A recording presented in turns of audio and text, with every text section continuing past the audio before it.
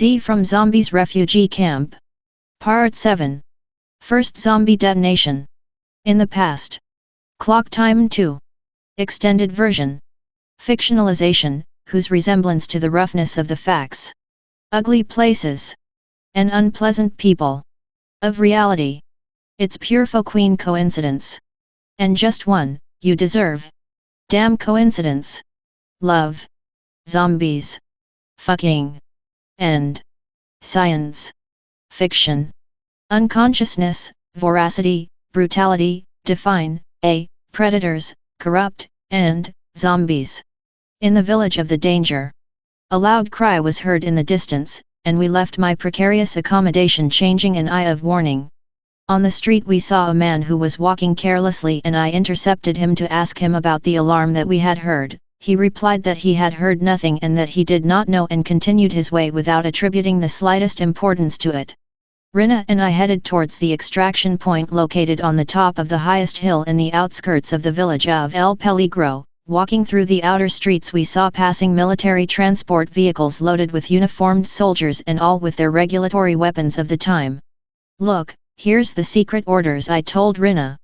"Let's keep as far away as possible, at any time there can be shots." As I said the word shooting, we heard detonations of different tones, of different calibers, and I assumed that they were different weapons to those that the military were wearing, which were all standardly the same.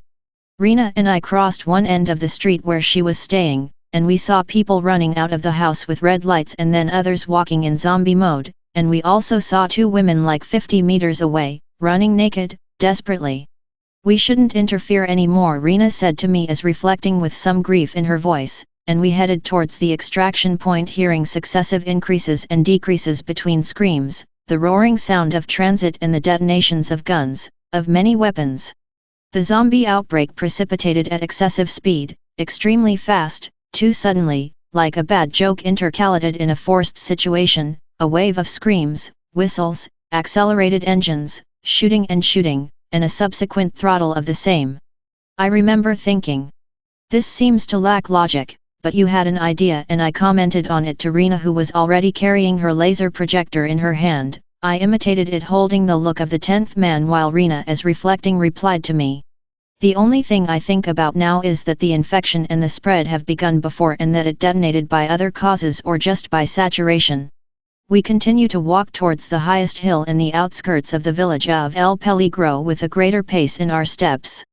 A police patrol vehicle overcame us at very high speed, jumping and hitting at the mounting of the disnivels at the corner of the bench, and followed by another veil, one of civilian use and of the expensive models accelerating towards the road that exited the village, where I could diffusely see human figures moving in a methodical and organized deployment. "These must be the soldiers," I said to RHYNNA, and I wanted to count them, but the distance and the night fog made it difficult for me, and we did not have excess energy in our integrated systems to waste them in night vision unless it was for some emergency, before activating the isotopes at the extraction point. I fugitively tried to recall whether it was 3 or 4 personnel transports and how many soldiers could be by adding the public security officers in contrast with the number of the infected population. A few hundred as much and equipped with insufficient resources, to cope with how many? 20,000, or more, and the several thousand who would be unleashed from the refugee camp? "Most people have no hope," I said, and I realized that I was speaking out loud, and RHYNNA with a practical sense answered me. "That's why the analysis department selected these areas, no or a minimum of survivors so that our appearance would have the slightest consequences as to altering the subsequent events that could affect our history because the effect could be, all dead."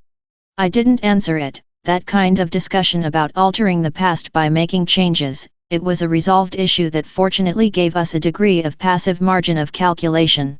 We were approaching the extraction point, and a group of soldiers were deploying in a wide perimeter where we saw them confronting the ghouls who were swinging over them. The soldiers defeated the first wave of the ghouls effectively and the second confronted it with explosives and firearms or something I could not distinguish, and then the contrast of the fire and the night darkness did not allow to see in the distance with clarity. It seemed that the ghouls were increasing in number and that they were surrounding the troops in a tumultuous circle. A helicopter, or rather the sound of a helicopter, crossed through the night air. In the village of El Peligro 1 or 2 fires had erupted near the center. I remembered that there were 2 gas stations of highly explosive gasoline.